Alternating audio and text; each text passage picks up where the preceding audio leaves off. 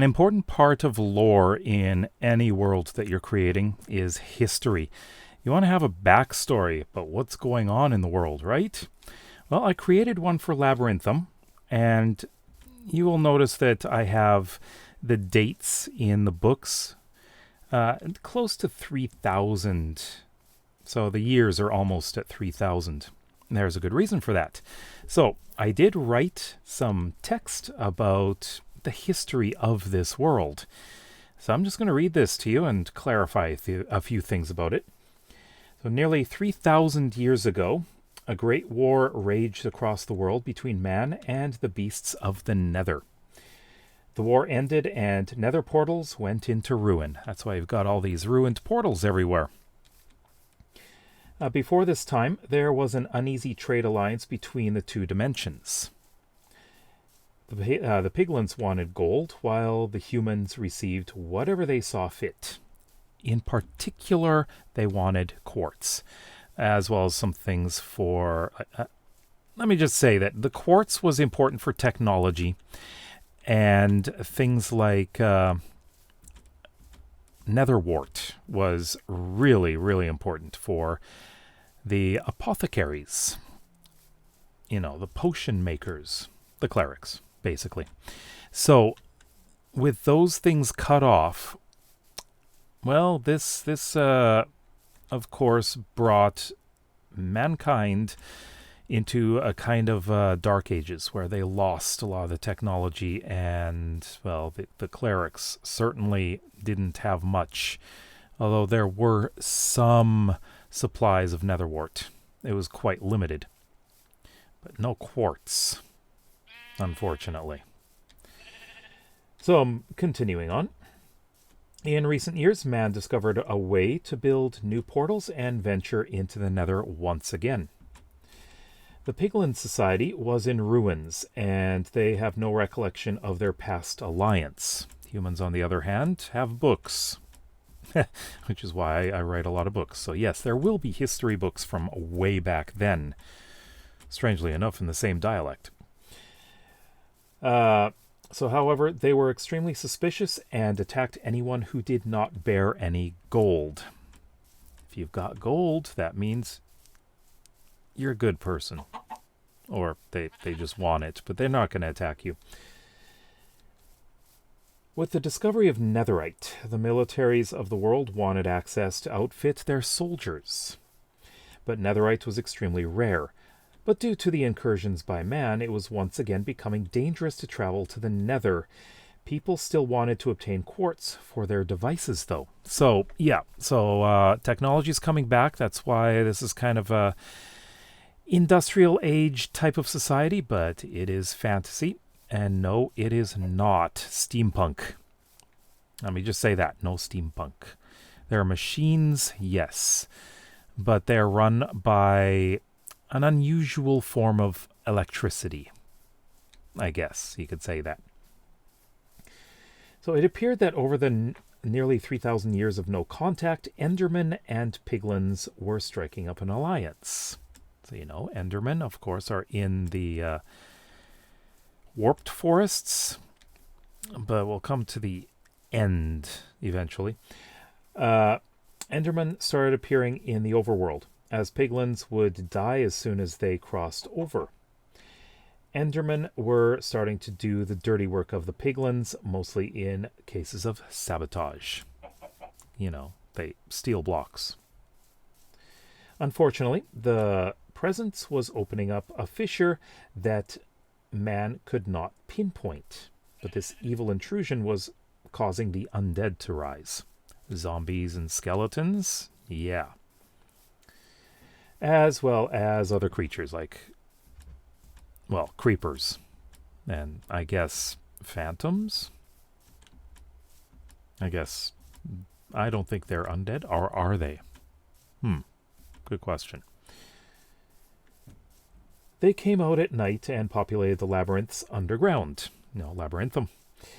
While the overworld and Nether were not at war, the Endermen were trying to upset the balance and turn the overworld into a world of horrors.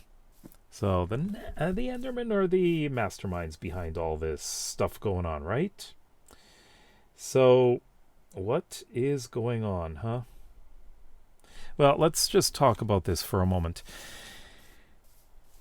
Of course, a lot of the villains in this world are not the creatures, but pillagers. They're a problem that we see in the daytime all the time. And of course, one of the things that we do get from the Nether is the happy ghasts, and they turn out to be a positive thing for the world. So that's another thing that they want to go and get. But anyways, the militaries are now on alert to battle the creatures of darkness and stop the Enderman from interfering. The only weapon to keep them at bay is light. That is all except the husks and creepers. Of course, they only appear at night, but they survive during the daytime. Governments are recommending all settlements build walls to keep out the evils, and that's why I build walls. The first village of Savoria, they're resisting it. They don't want to build walls. They're quite small, too, but they tend to stay in at night anyways. Although I did die several times one time. But not all villages have the means to do so, like I said. So what of the farms between the villages?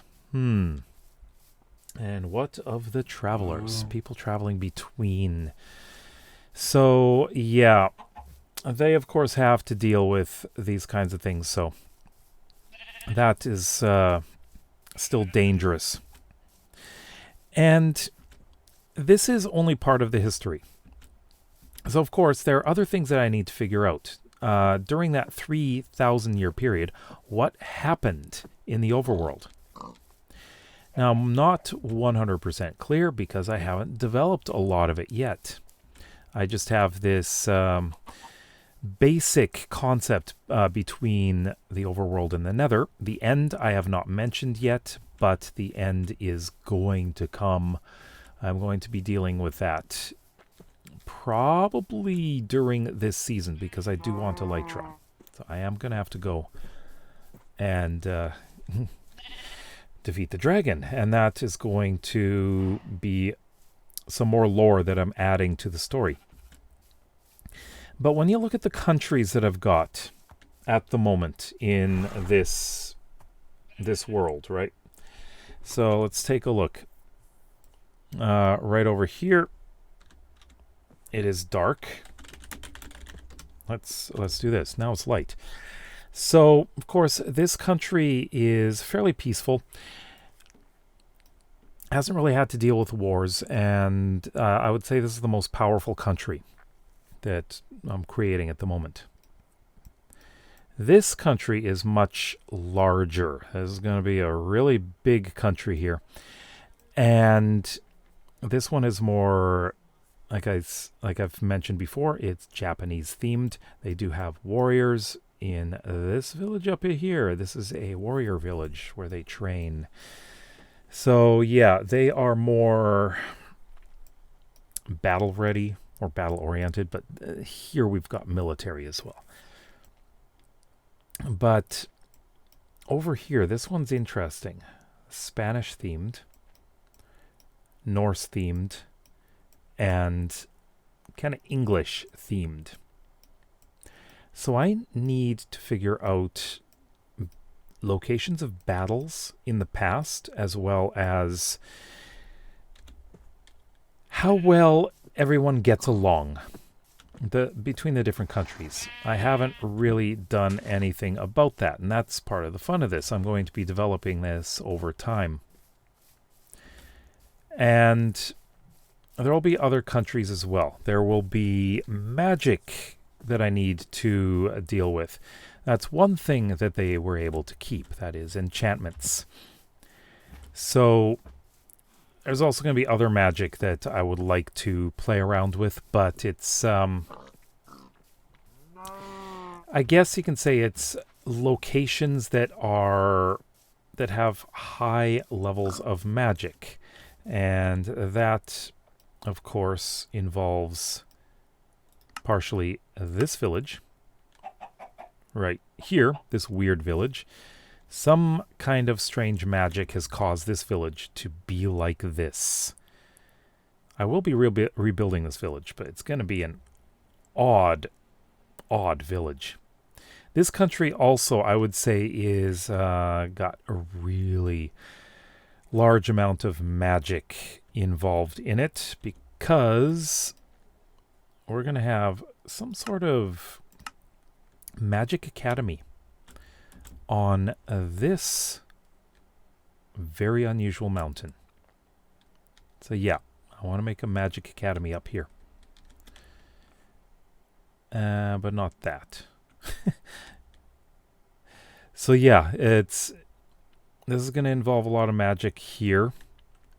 This country, they deal with a lot of the mobs as well. So it's going to be interesting dealing with this country once I do get to work on it.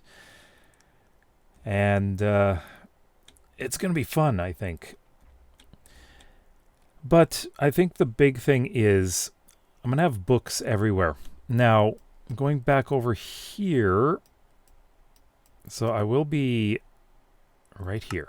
This spot, this very spot. Library. So I'm going to have books in here. I'm going to have history books. It's not a big library. It's quite small. But it's a city library. But way over here, we've got a university, which is going to have a lot of information, a lot of books about history. In particular, this university has a department that deals with the experimentation and study of mobs in here. Great access to this cave. And so it's a fairly new school because this is a very young study. But of course, over in the capital city, we're going to have a big library and we're going to have a lot of history books. And it's going to be fun developing the history. And this is something that I would like to include viewers. And some of them may have some ideas, especially those who are patrons on Patreon, because they actually have characters in this world and they can develop their own family history, which I really encourage people to do. It's going to be very interesting because they're going to help me develop the story, basically. A very long story of this world. Remember, we've got over 3,000 years of history to develop. Yeah. So, of course, I will leave information about that in, I think, the pinned comment. So you can see information about Patreon and all that stuff. So, if you have any comments about the history of this world, I would love to hear actually some ideas. What do you think? Just think about the countries that I have planned in this world. And, oh yes, of course, up here. This is another country right here. Tiny one.